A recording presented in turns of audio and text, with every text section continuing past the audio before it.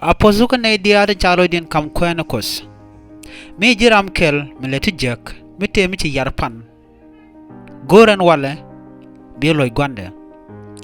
Mite ga dodel michi kwalpan. Mite ga yoram michi kanpan. Mite ga ramichi lompan. Goro jin bishanga jega mo bipel. Mi jiram kel kanasin konde yangana. Tin changana jak goro jin babshang mo bipel. Woyrodu ka jeg dialten kon tin wam kana reke tijek ko changa dodien enu kos woben be jinyon dial bakawang chugi no ti ka bom longdo be jen longdo be tel bom no mo be tel long ka gwasa bene cha wo chango te ka chango te rono ka payo ngado jin re lenu ku diala titen baji doitin mi chango ka tijek ngado jin baji doitin mi chango ka tigo ngado jin biteke tasloan bitel pega menchang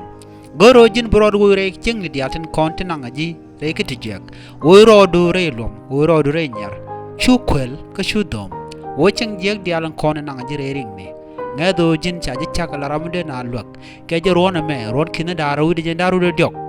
atin dialan kon golo duke ke jege ka chot kosentek ko kos cha kon dial jaka banti dial golo dan ka banaka jek duno jin mishile de bum bika kule jegede mitali ji pallo apin bika kule jegede bugwani jinan wo briangarang majek mabi yede bija basin ke bugwana wo briangarang magwa mabi tegdu shi ba basin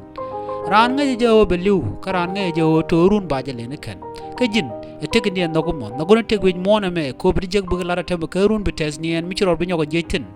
gore broad watch en wale e chang morel ro ko jin dere changu dial te chelat pan dere ko wo dere chang mi dit chang ma pai tok dere la let ko chukos che yeru che de la bas ka chang gore wa goro jin bi changu dial bugari ala ka wale mi jin gwanyire gwanti la gore bu ko wo chari mini nged mini char nyok mini let gore ko ndi let kana mini ka char nyok